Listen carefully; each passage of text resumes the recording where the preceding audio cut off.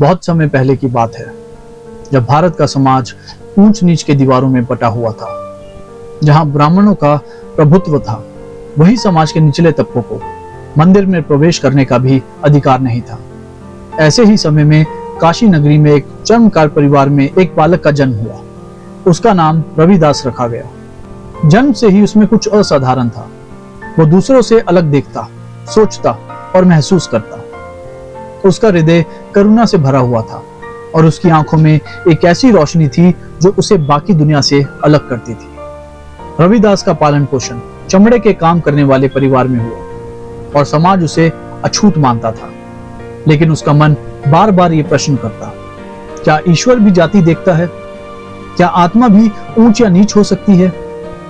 जब उसके माता पिता ने उसे पारंपरिक चर्मकारी में लगाना चाहा, तो उसने नम्रता से मना कर दिया। उसका मन सांसारिक बंधनों में नहीं, बल्कि आत्मा के भीतर के सत्य की खोज में लगता था।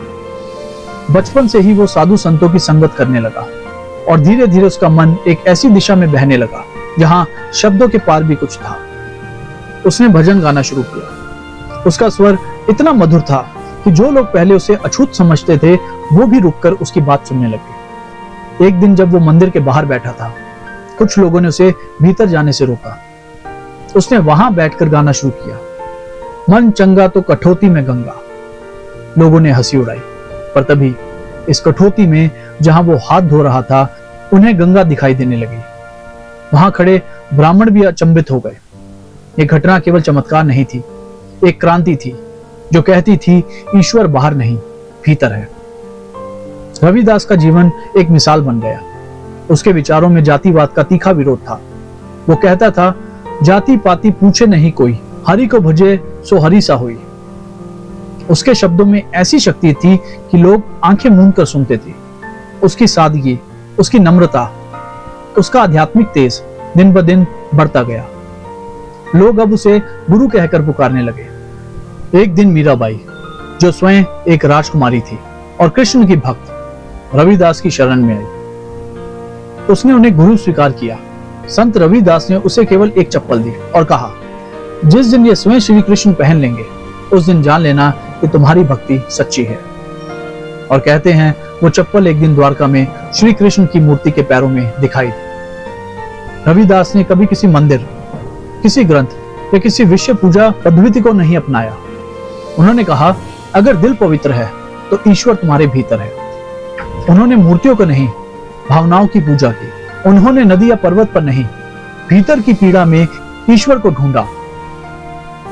उनके पदों में एक अजीब सी मिठास और एक अद्भुत तीव्रता थी। यही कारण है कि उनके 40 से अधिक भजन सिखों के गुरु ग्रंथ साहिब में भी स्थान पाते हैं।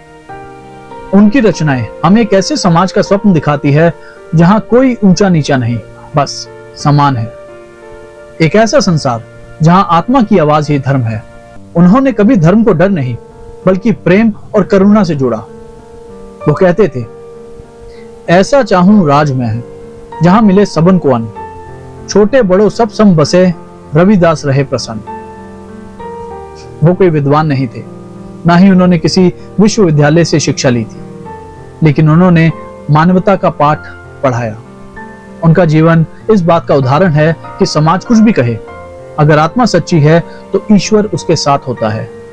उन्होंने ना तो तलवार उठाई, ना ही आंदोलन किया, फिर भी उन्होंने क्रांति कर दी। ये क्रांति थी आत्मा की पहचान की, जात पात के बंधनों को तोड़ने की और भक्ति को मनुष्य के अधिकार के रूप में स्थापित करने की। आज भी जब कोई उन्हें याद करता है तो वो केवल एक संत नहीं, बल्कि एक दीपक की तरह सामने आते हैं, जो अंधेरे में खड़ा होकर दूसरों को रास्ता दिखाता है।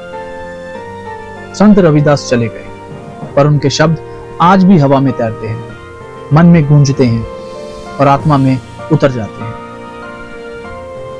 दोस्तों, अगर आपको ये कहानी अच्छी लगी तो हमारी इस कहानी को लाइक कीजिए, शेयर कीजिए और ऐसी ही और जानकारी वाली कहानियां जानने के लिए हमारे चैनल को सब्सक्राइब कीजिए। मिलते हैं बहुत जल्दी एक नए किस्से और कहानी के साथ। तब तक के लिए धन्यवाद।